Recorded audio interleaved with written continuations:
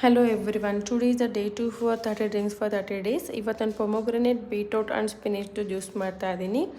ಇದಕ್ಕೆ ನಾನು ಹಾಫ್ ಪೊಮೊಗ್ರನೇಟ್ ತೊಗೊಂಡಿದ್ದೀನಿ, ಸ್ವಲ್ಪ ಸ್ಪಿನೇಚ್ ಆ್ಯಂಡ್ ಹಾಫ್ ಬೀಟ್ರೂಟ್ನ ಕಟ್ ಮಾಡಿ ಇಟ್ಕೊಂಡಿದ್ದೀನಿ, ಸ್ವಲ್ಪ pink salt, half lemon and ginger. ಇಷ್ಟನ್ನು ಹಾಕಿ ನಾನು ಗ್ರೈಂಡ್ ಮಾಡ್ತಾಯಿದ್ದೀನಿ. 1 ಗ್ಲಾಸ್ ಆಫ್ ವಾಟರ್. ಸೊ ಇಷ್ಟನ್ನು ಹಾಕಿ ನಾನು ಗ್ರೈಂಡ್ ಮಾಡ್ತಾಯಿದ್ದೀನಿ. ಇದ್ರದ್ದು ಹೆಲ್ತ್ ಬೆನಿಫಿಟ್ ಬಂದು ಇದ್ರದ್ದು rich in iron. It helps in preventing cancer. It helps in weight loss. It promotes to hair growth. It improves stamina and it's loaded with antioxidant and it's boosts immunity.